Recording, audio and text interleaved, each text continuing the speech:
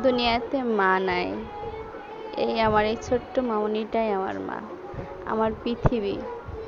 এই মাটা থাকলে আমার আর কিচ্ছু লাগে না। এই মাটার জন্য সবার কাছে কথা শুনতে হয়, বিশেষ করে আমার আপনজনদের কাছ থেকে। এইটুকুনি মেনেও তাদের হিংসা কাটে না। আমার দুনিয়াটা এটা। ছোটবেলায় অনেক আনন্দ করতাম, কান্না করতাম আম্মুর কাছে যে মা আমি হাতে মেহেন্দি পরবো, মেহেদি দিয়ে দাও। বড় হয়ে কোনো সাতটাই নাই। আর এই মাটার জন্য এখন আবার সেই মেহেদি দিতে হয় হাতে।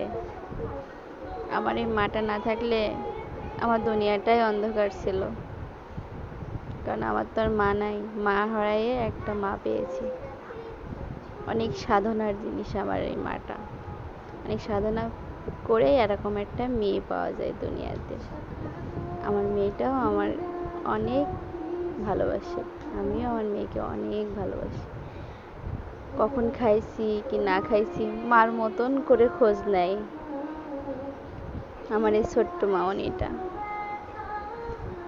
সবাইকেই খোঁজ নেয় ওর, ওর মামা, ওর কাকু, ওর আব্বু। আমার এই ছোট্ট মামনিটা কি করে জানেন? এখন আর আমার ঘর গোছানো লাগে না। সে নিজেই ঘর গোছাতে পারে, নিজেই নিজের জিনিসটা গোছায় রাখতে পারে। তার বায়না কোনোটাই আমি রাখি না। যে বায়নাই করুক না কেন দেওয়ার চেষ্টা করি। জানি না শেষ পর্যন্ত দিতে পারবো কি পারবো না। আর এই মার জন্য সবাই দোয়া করবেন, কারণ এর মাটা ছাড়া আমার আর কেউ দুনিয়ায় আপন নাই।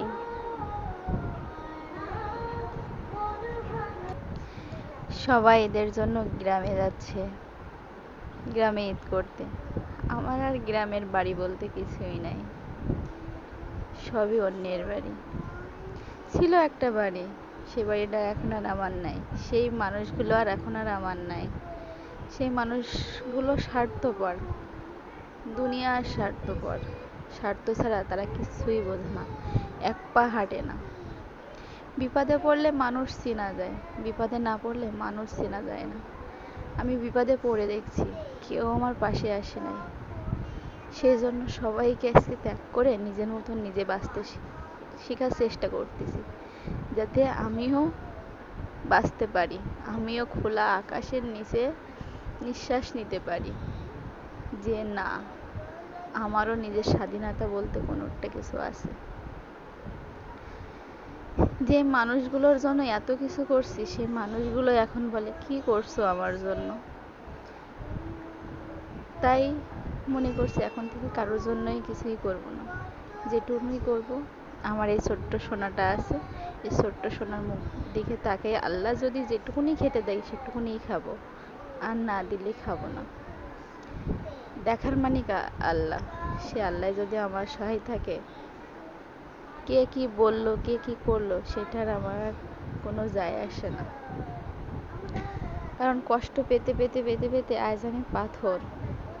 সবার কাছ থেকে খোঁচা মারা কথা শুনতে শুনতে আমার জীবনটা একদম জ্বলে পুড়ে ছারখার হয়ে গেছে।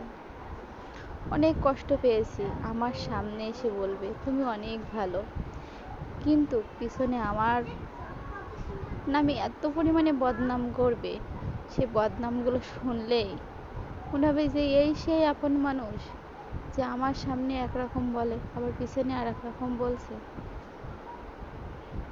তাদের দেখলে আসলে বলার কিছু থাকে না, বলতে চাইলেও বলা যায় না, তখন কিছু করার নেই আমার।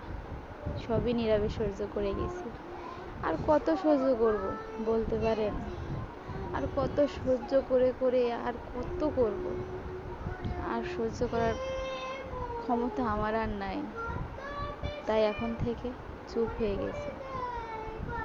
তাদের মতন তারা চলুক, আমার মতন আমি চলি। তারা কি করলো কি করলো না সেসবে আমি কোনো কান দিই না, কিন্তু আমি কি করি না করি তারা ঠিকই কান দেয়, ঠিকই আমার নামে বদনাম করার জন্য রেডি থাকে। কিন্তু ভালো থাকুক আমার আপন মানুষজন, তারা যাতে সবসময় ভালো থাকুক। আমার এই কথাগুলো তারা শুনে আবার কতগুলো কথা বলবে তার কোনো ঠিক নেই।